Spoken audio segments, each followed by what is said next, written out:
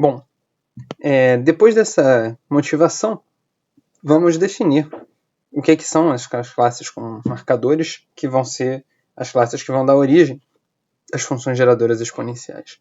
Então, a definição é bastante simples, né? Depois da gente já estar um pouco acostumado com classes combinatórias normais.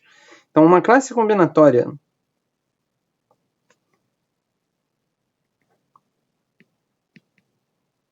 marcada, ou com marcadores, é um conjunto de objetos marcados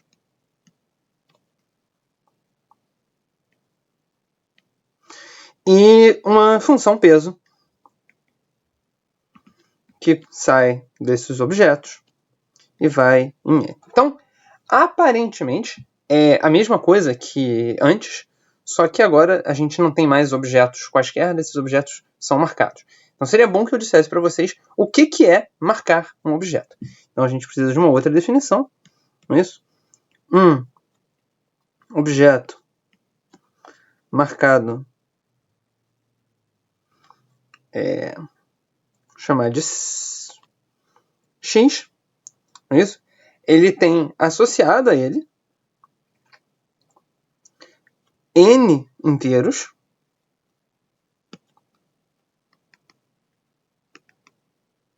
e a gente vai convencionar que vão ser os inteiros 1, 2, 3 até N, que é igual ao peso dele. N inteiros associados que marcam ou identificam seus átomos. E se você nunca ouviu falar de átomo, não, nesse curso, né? A noção mais ou menos intuitiva que a gente discutiu numa aula passada, que todos os objetos são construídos a partir de coisas, e lá dentro, se você olhar, tem objetos de peso 1. Esses objetos de peso 1 são os átomos. Então, quando você tem um objeto marcado, cada átomo passa a ter um número associado. Então, se você refizer esse desenho, eu vou fazer desenho aqui com um pouco mais de espaço, ele pode ser uma coisa assim: 1, 4, 7, 2, 3, 5, 8, 6. Então, esse daqui seria o objeto marcado, que tem por objeto não marcado, objeto puro, né, subjacente, o dominó de árvore anterior. Então, quando você faz uma marcação de um objeto, você está dando números para cada um dos átomos que estão lá dentro, né, talvez bem enterrados na estrutura combinatória que você está considerando. E o que é interessante, né, é que esses objetos marcados também vão necessitar de uma nova definição de quais são as operações válidas com eles. E uma vez que a gente tenha feito essas operações, a gente também vai pensar nas funções geradoras correspondentes. Então, deixa eu continuar a definição. Isso, a parte inicial tem cheia de definições. A função geradora associada a uma classe combinatória C, então uma classe combinatória marcada ou com marcadores C, é C de Z, somatório de todos os elementos na classe, Z elevado ao tamanho de C, divididos por C fatorial. Então, dividido por C fatorial é bem natural, porque quando você marca os objetos de uma classe, você imagina que ele vai gerar um monte de permutações que você poderia pensar que você vai reordenar todos esses inteiros. Então, é bastante razoável você dividir por C fatorial para você não contar, não ter números muito grandes. E também porque essa função geradora vai acabar sendo, como a gente vai ver, bastante importante na hora de definir o produto dos objetos. Mas, por enquanto, vamos deixar aqui a função geradora, que é essa, né? Então,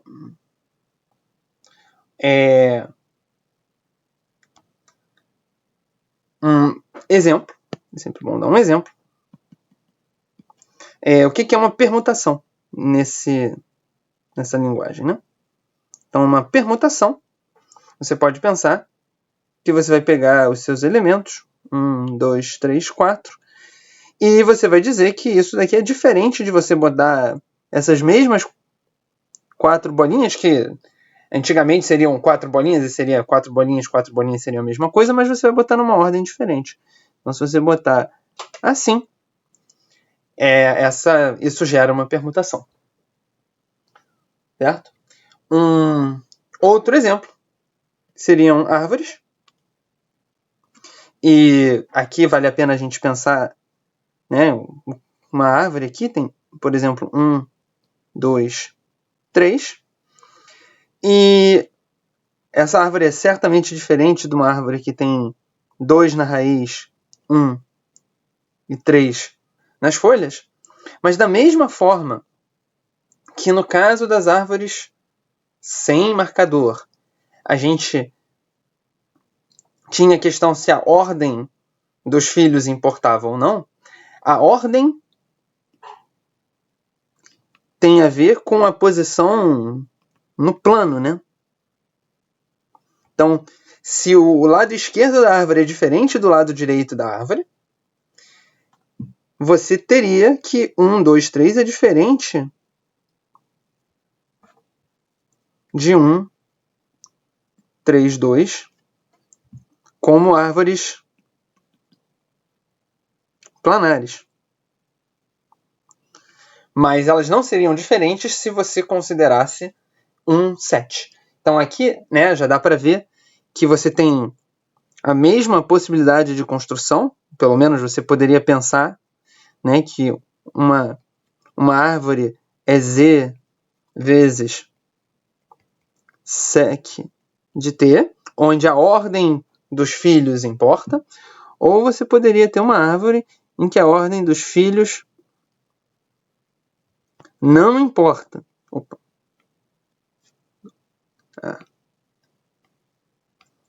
Então, cada uma dessas construções, que também existiam no caso sem marcador, no caso com marcador, essas duas construções continuam existindo. E aí, para vocês pensarem, né, quantas árvores tem em cada um dos casos, né, com 3 objetos, né, em cada caso.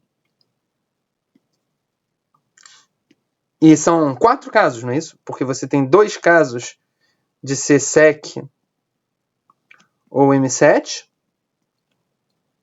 E você tem 2 casos de você ser com ou sem marcador. Ok? Então, pra vocês pensarem um exemplo, né? Uma coisa bem concreta para desenhar todas elas e se convencer que vocês estão mais ou menos tranquilos com isso.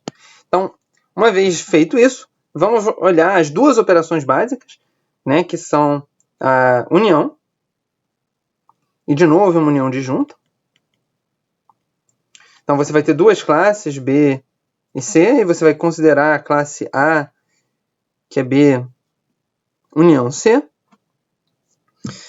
E como um elemento ou está em B ou está em C, a marcação que você vai dar na classe A é a mesma que tinha ou em B ou em C.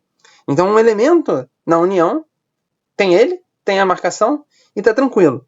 Então você não tem muita dúvida que você vai fazer A de Z igual a B de Z mais C de Z. Um elemento ou está numa ou está na outra, ele vai ter a marcação e dá direitinho isso. Não tem muita dificuldade aqui, é bastante intuitivo. O caso menos intuitivo é o caso do produto. E esse não é um produto normal, é um produto marcado. E no caso do produto marcado é bem revelador, e eu acho que eu vou começar com um exemplo parecido com o do livro. Imagine que você tenha duas classes. Na verdade, eu vou pegar a mesma classe para a gente ver que não é um problema de ter dominóis de um lado e árvores do outro. Tá? Pensa que você tem uma classe B e você quer pensar em pares de Bs. Então, nada mais simples, não é isso? Você, por exemplo, vai ter uma árvore aqui e uma outra árvore aqui. Era assim que a gente fazia no mundo não marcado, né? E era muito simples. Você pegava um elemento de B, pegava um outro elemento do B também, né? Fazia B1, B2 e estava feliz. Agora, a gente tem que considerar que quando você fizer esse par, você também vai ter que pegar uma marcação que vai dizer quanto vale cada um dos átomos. Então, esse nosso desenho vai ficar engordado assim, né? E a gente vai ter que botar os números de 1 a 5 nesse par. E mais importante o que a gente faz com as marcações que vinham do B1 e do B2? Porque o B1 e o B2, quando eles vêm de uma classe marcada, eles também têm a marcação deles. Então, você já tinha uma marcação M1 aqui, você tinha uma marcação M2 aqui, que dizia quanto cada um deles valia. E o que você faz com essas marcações? Porque uma vai marcar 1, 2, a outra vai marcar 1, 2, 3, e você de alguma forma tem que fazer alguma coisa que vai em 1, 2, 3, 4, 5. Então, a princípio, não é óbvio o que você deveria fazer. Então, aqui tem uma definição que pode parecer um pouco artificial, arbitrária, mas essa definição é útil, interessante, em dois sentidos. Primeiro, que ela permite fazer uma álgebra relativamente fácil, e depois, quando a gente for ver em um pouco mais exemplos, ela também faz sentido no tipo de objetos e de classes que a gente vai construir. Então, esse produto marcado que a gente vai definir agora, porque o produto é fácil, a marcação do produto tem que ser dita como vai ser feita. Então, a hora de você marcar o produto e essa escolha que você vai fazer vai determinar o que é a classe produto. E essas classes produtos que vão ser construídas assim, vou tentar convencer vocês depois, é uma boa definição, porque ela vai permitir que a gente construa objetos combinatórios clássicos a partir do produto marcado. Tá bom? Então, essa é a promessa. Então, deixa eu começar com a definição de quem são as M's. Então, definição. Se você tem B1, B2, dois elementos. E agora eu vou fazer o caso geral. Né? Você tem duas classes, B e C. Você tem um elemento B1 com uma marcação M1 que sai dele no intervalo, e eu vou anotar assim, de 1 até o peso de B1. Então não precisa de B1, né? De B. E uma marcação M2 que vai de C nos inteiros 1 até C. Quais são os elementos que você vai botar no produto B estrela C? Então, nesse produto B estrela C, você vai botar primeiro o par BC, isso é bastante claro, mas você vai botar esse par com todas as marcações M de BC em 1 B mais C, até aqui é o esperado, você vai marcar até o peso deles, que são compatíveis com a ordem de M1 e M2. Então, você não vai botar um elemento para cada par de B e C, você não vai botar um elemento, mas você vai botar vários elementos. E nessa hora que você bota vários elementos, essa sua classe começa a ter muitos objetos. E por que você vai botar muitos elementos? E aí vamos voltar para o exemplo lá em cima, né? Imagina que você tinha esse grafo aqui, que estava marcado com 2, 1. Então essa é a marcação dele. E você tinha esse outro grafo aqui, que estava marcado com 3, 1, 2. Como você vai marcar o produto deles? Então, a resposta é, você vai marcar esse produto de forma que o elemento de cima aqui seja maior que o de baixo. Certo? Então, você poderia marcar aqui com 4 e aqui com 2. Certo? O de cima é maior que o de baixo, isso é compatível com a ordem anterior. Você poderia não botar 2, poderia botar 1. Poderia não botar 2, poderia botar 3. Mas não poderia botar 5, porque 5 é maior do que 4. Então, é isso que eu quero dizer com compatíveis. Certo? 4, 3, 4 é maior que 3, da mesma forma que 2 é maior que 1. E do outro lado, você tem que botar uma coisa, que o maior esteja em cima e os dois menores e os outros estejam ali. Então, quando você vier aqui, por exemplo, você vai botar 5, 1, 2. E aqui eu queria chamar a atenção para vocês do que aconteceu, porque talvez não seja óbvio, então eu vou fazer outro exemplo. Em vez de ter feito 4, 3, 5, 1, 2, vamos pegar um outro caso que seja 4, 1. Se eu botar 4 e 1 aqui, o que eu posso botar nesses 3 que estão sobrando? Bom, o de cima tem que ser 5, porque tem que ser o maior. Só tem 3 números sobrando, que são o 2, o 3 e o 5. Então, o maior tem que vir aqui. O menor tem que ser aqui. O menor é o 2. Então, o 2 vem aqui e o 3 vem aqui. Então, se vocês repararem, uma vez que você tem escolhido quais são os números que você vai usar na esquerda, a ordem deles está dada. Se eu escolher o 4 e o 1, o 4 vai em cima e o 1 vai embaixo. Não tem escolha. E a ordem dos que vão na direita já está dada. Então, na verdade, você vai botar... São 5. Escolhe 2 maneiras de reordenar ou remarcar esse produto. Certo? E uma vez que você tenha percebido isso, não é muito difícil de ver o que vai acontecer na classe produto, certo? Quando você fizer a série do produto, então vamos lá, A é igual a B, deixa eu fazer um B direito aqui, B estrela C, aliás, eu fiz uma estrela aqui errada, uma estrela de verdade. Quando você fizer A igual a B estrela C, e você fizer a série do A de Z, você vai pegar cada elemento do B, você vai pegar cada elemento do C, e para cada um deles, você tem que remarcar. Quantas remarcações você vai ter? Bom, você vai ter B mais C, e você vai escolher como você vai marcar. Você vai escolher, não como, mas quais desses B mais C inteiros você vai marcar o elemento B. E os que sobrarem você vai marcar o C, e a ordem que você vai fazer isso não importa. Uma vez que seja isso, você vai botar Z elevado a B mais C, divididos por B mais C fatorial, porque esse é o peso do elemento B, C. Certo? Então, a função geradora é essa.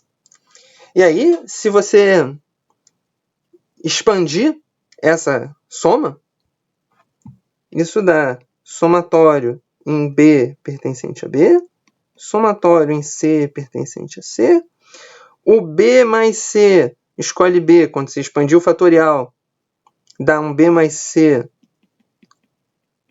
fatorial divididos por B fatorial, C fatorial. Aqui eu já vou expandir o Z elevado a B vezes Z elevado a C e vou dividir por B mais C fatorial.